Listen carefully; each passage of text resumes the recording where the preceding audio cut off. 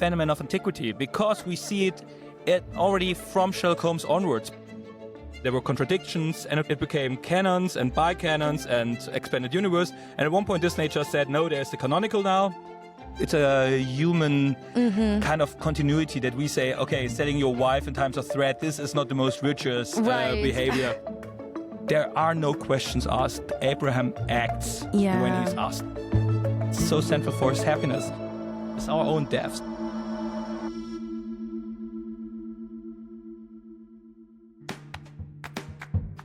Welcome to Et al., a podcast from Baylor University Press, where we interview authors and publishing experts to bring you the best scholarship in the fields of scriptural, historical, and theological studies, as well as the world of academic publishing. Thanks for joining us. Welcome, everybody, to Et al., a podcast of Baylor University Press. I'm Anna Kate. We are here at the SBL AAR annual meetings in Boston, Massachusetts.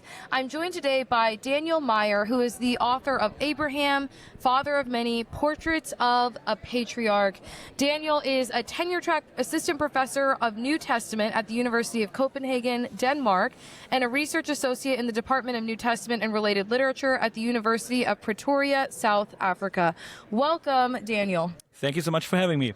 Yes, we're so happy and very pleased with this book. He's exploring portraits of a patriarch, portraits of Abraham. And so in the preface, you say, this is a quote, "This book is dedicated to two core aspects in answering questions surrounding Abraham and his reception in the three monotheistic religions in our modern times.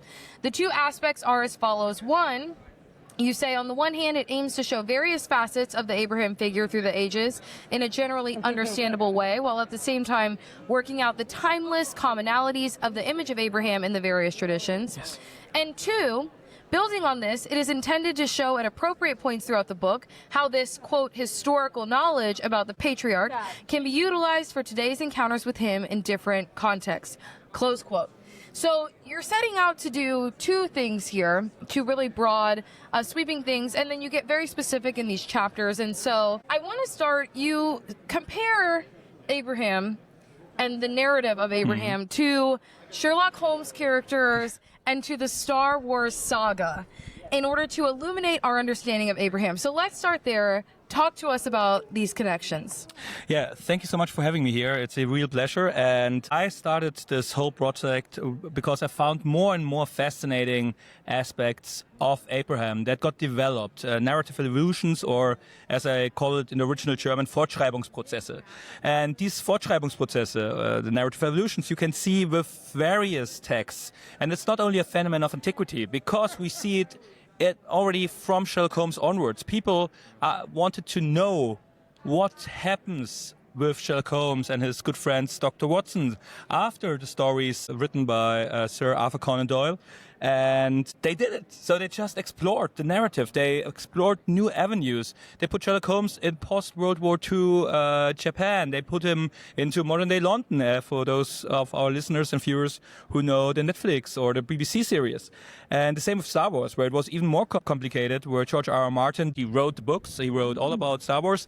And then people were describing all around it. And at the beginning, he had no problem with that. But the more and more it developed, it became problems and there were contradictions, and it became canons and bi-canons and expanded universe. And at one point, Disney just said, no, there's the canonical now, and everything else is apocryphal and has no canonical value. Why is this important? This is important because we see similar things with Abraham. There are various conceptions of Abraham where we, as humans, people in antiquity, wanted to see how does Abraham react in that situation? What was the early time of Abraham when he was walking around with Sarah? How does several of his narratives play out more in depth, like the whole travel to Egypt?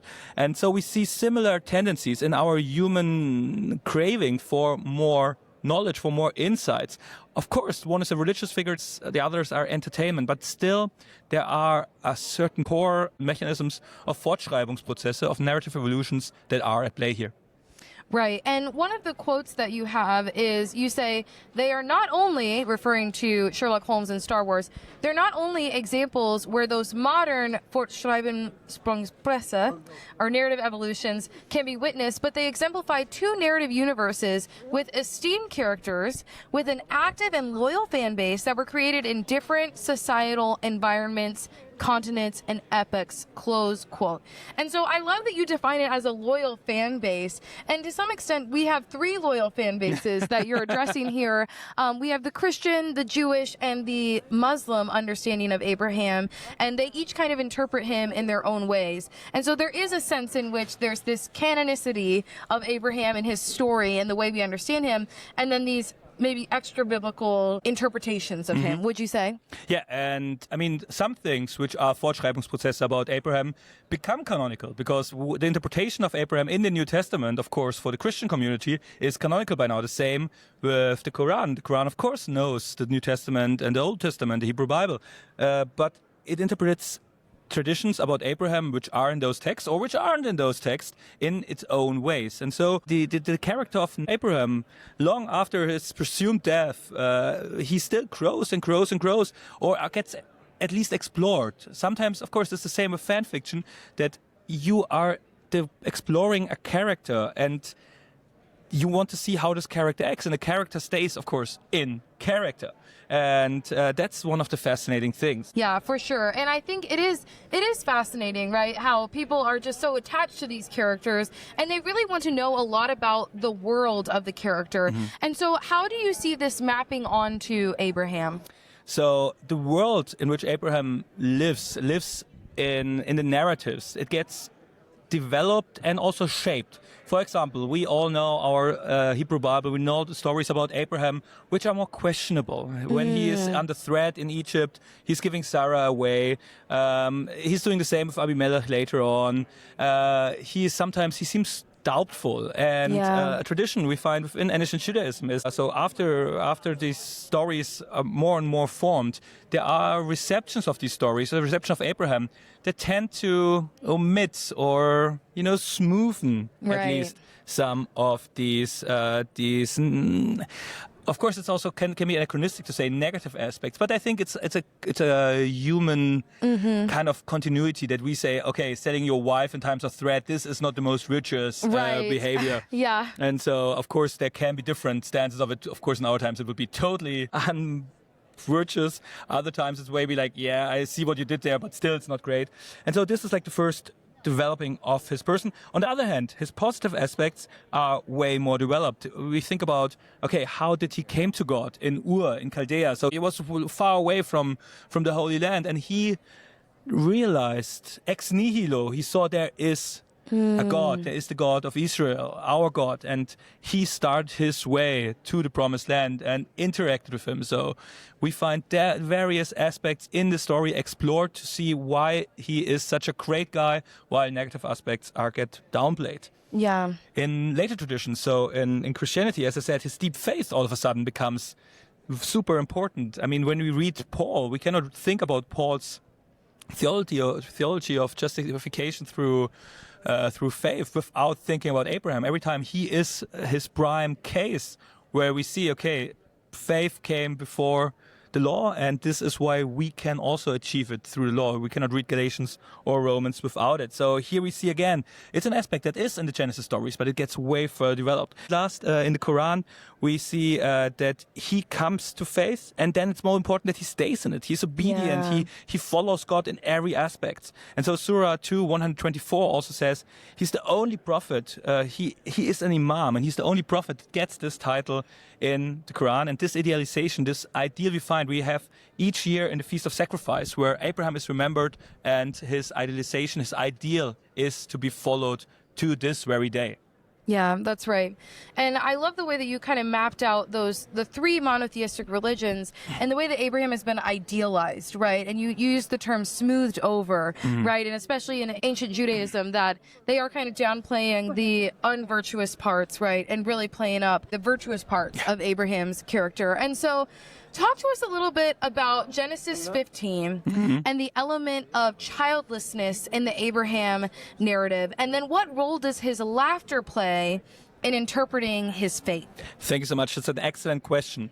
And this childlessness, I find that a deeply human aspect that connects us over millennia. So if you know somebody, if you're experiencing childlessness, you know, you think on the one hand, of course, I'm healthy, everything is fine. But as Abraham, you are deeply saddened by the fact that he and Sarah are not able to get that. So he's craving for it. As we can experience it also today, very, very strongly. So this really connects us. And then in Genesis 17:17, he gets the proclamation, you will have a son. Right. And then here the answer is, Abraham loved. He fell on his face and he loved. And I read this with my students in my courses in Copenhagen from time to time. And it's really different how you read it.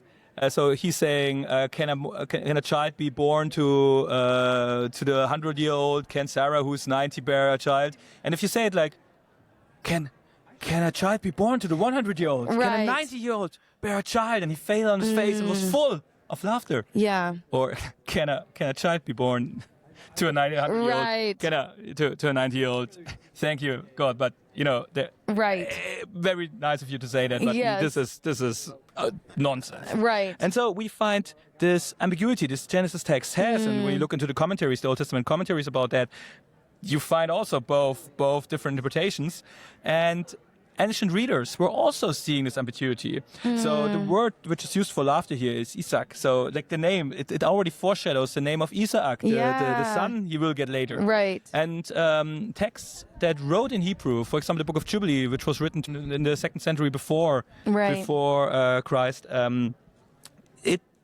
although it knows what Hebrew word would have been used here, it used shameach. So he was joyful, he was happy. Right. Gladness, exactly. So obviously replacing this foreshadowing of the name, because this foreshadowing of the name is not clear enough. Another author I talk about in the book is Flavius Josephus, writing in the 1st century AD, and he just omits it. We don't have the story. Right. And the last person I want to name from ancient Judaism is Philo of Alexandria, who takes this joy or this laughing he has here to develop an allegorical reading of this passage where he says, God knows we are not worthy of happiness, but by telling, do you get Isaac? Isaac is yours. We all of a sudden have a whole story about human happiness given as a godly gift. And just developed all of this laughter in Genesis 17. And I find that deeply fascinating also for our own understanding of Abraham. Right. And I love the way that you kind of gave us a performance almost in two different ways of how you can read this text, right? And I think it does. We can't read tone in the text, right? We just have the words. And I think you're right that it does say something about his faith in the way we read it, whether it's laughter of skepticism or laughter of appreciation, right? And the way that you interpret that laughter and the Hebrew phrase that's used, right? The Isaac, So what role do genealogies play or not play in the Abrahamic filiation in Judaism and in Christianity compared to Islam? So you kind of have these genealogies, and so I wonder if you would talk to us about their role in the Abraham narrative. Yeah, so I talk about this quite extensively in the book, and I mean already the name change we find in Genesis from Abraham, the father is exalted, and this means God is exalted, to Abraham, the father of many nations. So this is already telling us about the genealogy, about the agenda that God sets out in the Acts with Abraham, which is to fulfill in Abraham being the father of so many. And of course in Judaism, ancient Judaism, of course it's many texts over a long time, but generally you can say that the father role is mostly understood literally. So he is our father. We as Judaios, we as a people group, we go all the way back to Abraham, as other people groups trace their identity to Heracles or other famous heroes. Right. And some take it super serious. The Book of Jubilees I mentioned earlier, there's a great genealogy. So it must be Abraham, Isaac, Jacob. If you have the genealogy through Ishmael, still part of the gang, but not fully at the circle of it.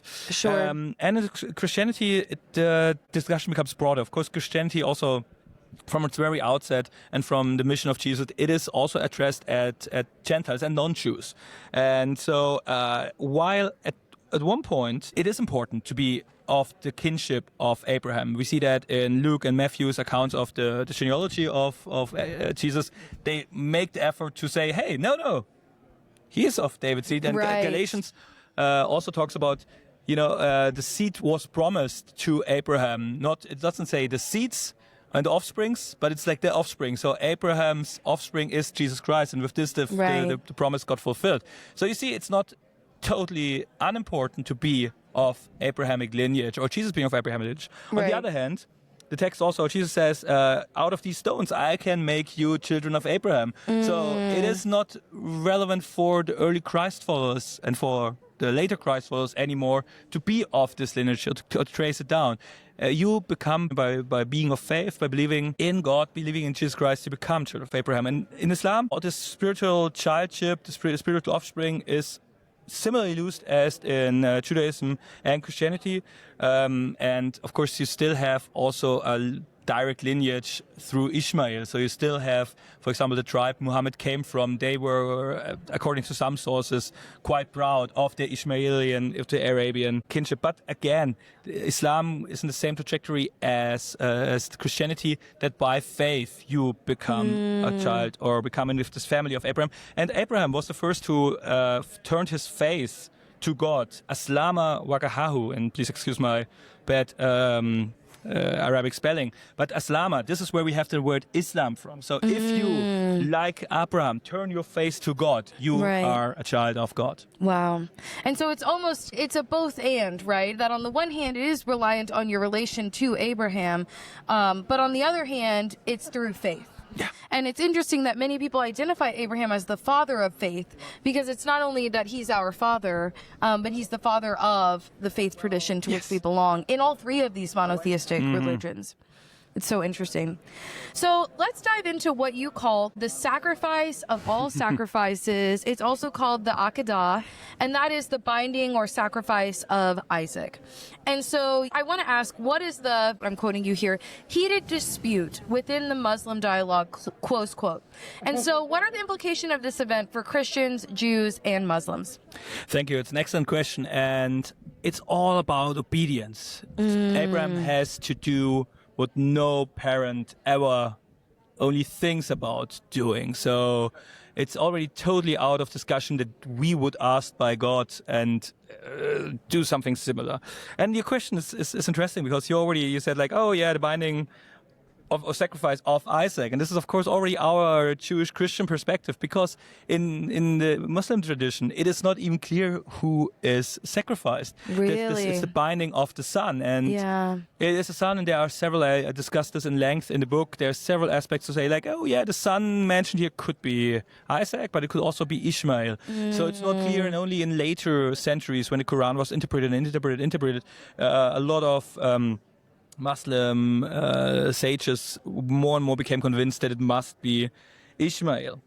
Judaism, or the Jewish tradition, ancient Judaism and rabbinic Judaism, is way more clear, because they take Genesis as the starting point. Genesis 22:2, where it says, "Take your son, your only son Isaac, whom you love." So it uses even this like, okay, the one you love. Probably when you look at the story of Ishmael and Isaac, that would be Isaac. Then the name is dropped. Yes. And it's like the only son. It also kind of like en passant devalues Ishmael. Yeah, he is kind of the thing, but obviously he's also kind of out. He's not like the only son. And so we have no questions about that in this tradition. And the discussion is also about agency. So who is sacrificed here? Is it a young boy? I mean, if our listeners and hearers are now going to YouTube, to Google the binding of Isaac, the binding of the son, Akedah, and go on images, I can guarantee you see a lot of beautiful Renaissance and later pictures that depict a young boy, maybe even a child, sometimes very willingly to get sacrificed, sometimes fighting against the father. But especially in the rabbinic tradition, we have a long, and also with ancient Judaism already, we have a long discussion who the son is, how old is he? For Josephus, in the end of the 1st century CE, he's already a grown man. He's in his 20s. And later rabbinic texts even date him in his 40s. So, oh, wow. Yeah. And then, of course, gives a totally different understanding of what's happening here. It's the willing son, the grown son who's standing there. Father, you have to do this. And some of these texts also flesh that out. They have this discussion. No, I wouldn't be your son if you do not go all the way and sacrifice me to God. Please, Father, do it. Here, I take your hand and press it on my breast. So you have all these questions about agency, which are deeply, deeply interesting.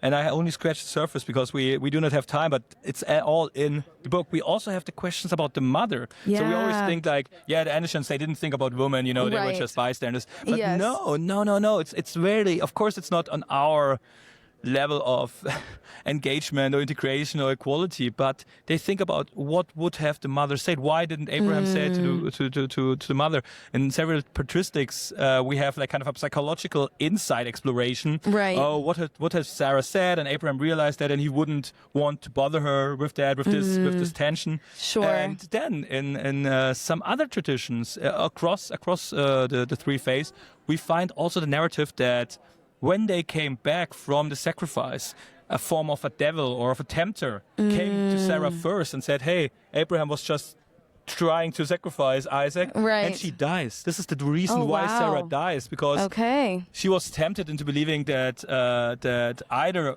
the thing happened and the outcome is as we know it, or that Isaac didn't even make it, and this is regarded as the death of Sarah. This is all not in the canonical text of Christianity, Islam, and Judaism, but you see these explorations, they're continuing explorations of the text.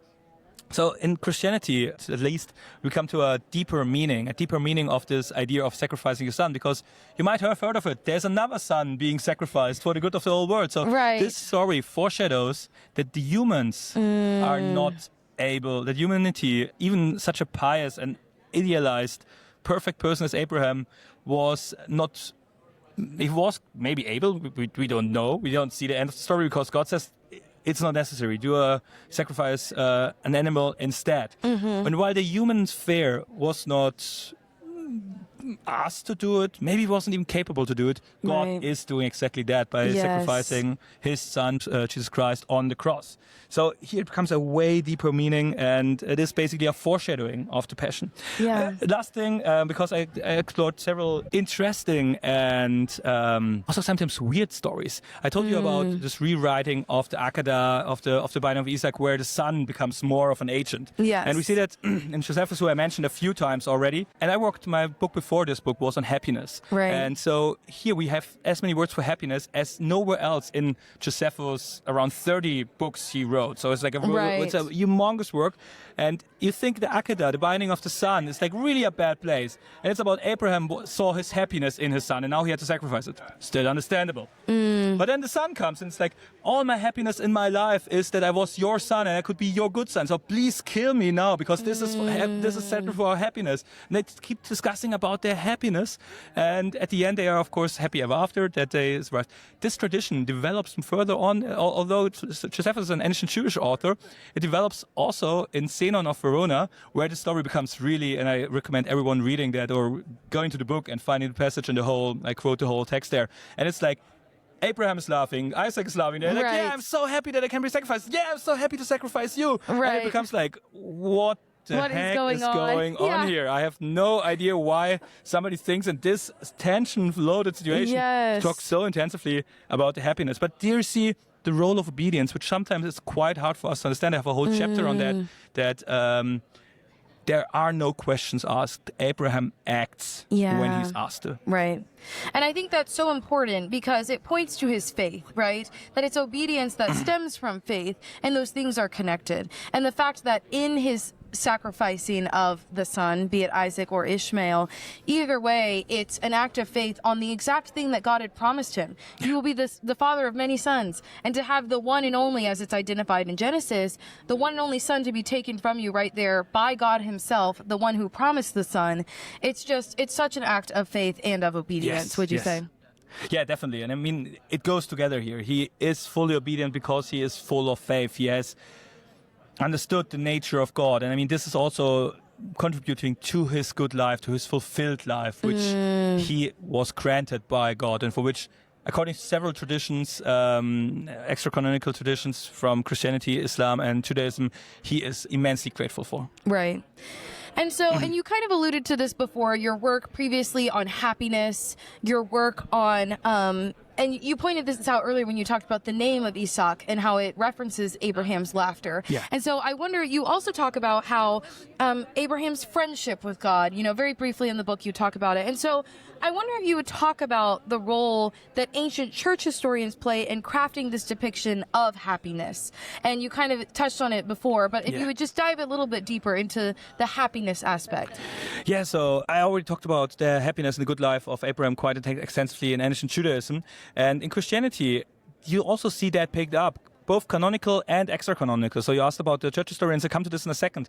But before that, even if we read our canonical New Testament, or Luke 15, 16, we have the bosom of Abraham. So this is a place where Lazarus, after a tough life in this world, goes, and where he is safe, where he experiences well-being, in flourishing after such a tough life here. So Abraham also, after his life and after other lives, becomes the place of a safe, flourished life. And, but also in the narrative of the Gospels themselves. In John 8, we have Jesus discussing with Jewish authorities, and he says, Abraham saw my day and he was rejoicing, he loved and he was exalted. Right. And there you also have this discussion between the authorities and Jesus. The authorities say like, yeah, but Abraham, you're not even 50 years old. How could you have seen Abraham? Because he's been dead for a long time. Yes. And there you also see all these additions to the Abraham figure that have come to him over years. For example, in 4th Ezra, another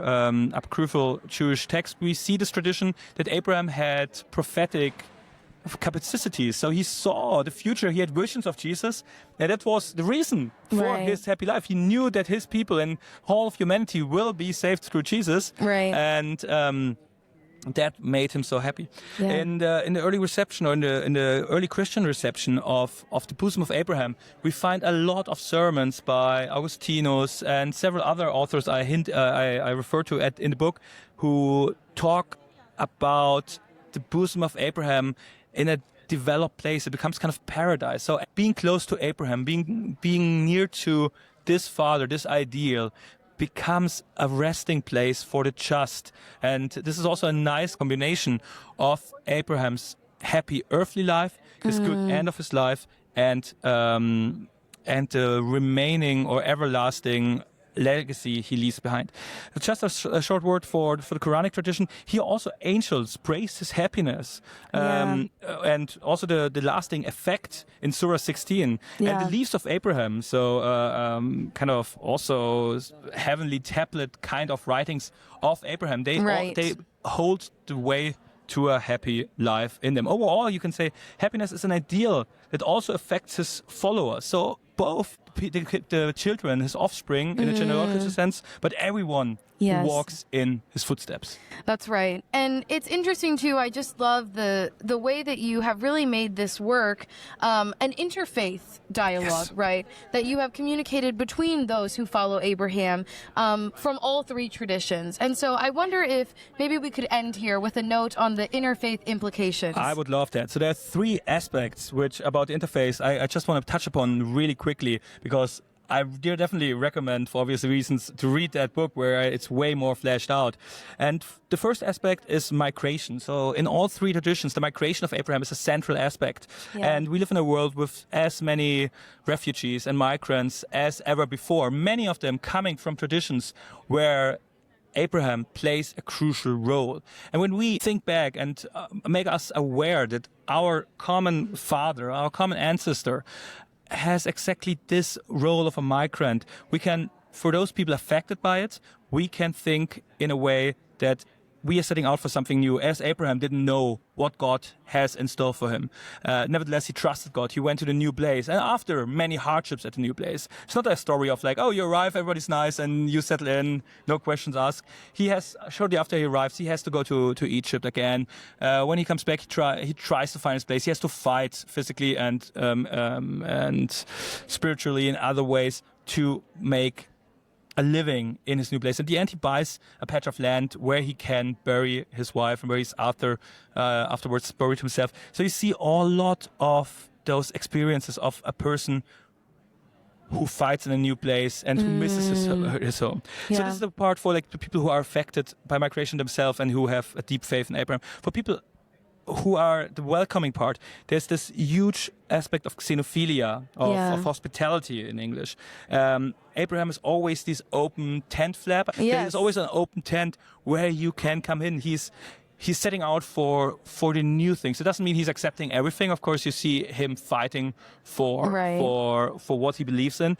But there's still like a general openness. He is received, but also he receives later in his life people around. The last aspect I'm pointing out are the footsteps of Abraham. So he is, as I said, an ideal. He's idolized, but he's also ideal from the very beginning. Right. So when you trust God, you're being grateful for what he gives us, an aspect which is repeated over and over again. This is so central for his happiness that he, and frankly, just a side note, empirical studies of positive psychology show exactly that gratitude is the best thing you can do to evaluate your flourishing, your happiness. Yes. So when we have this trust in God, this gratefulness, and combine that in our daily life, we can emulate, we can follow this idea.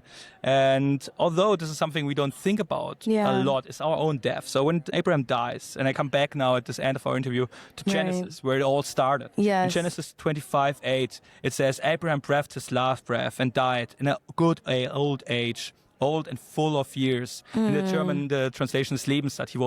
He was full of life. He has experienced all. And he was gathered to his people. This is how the quote ends.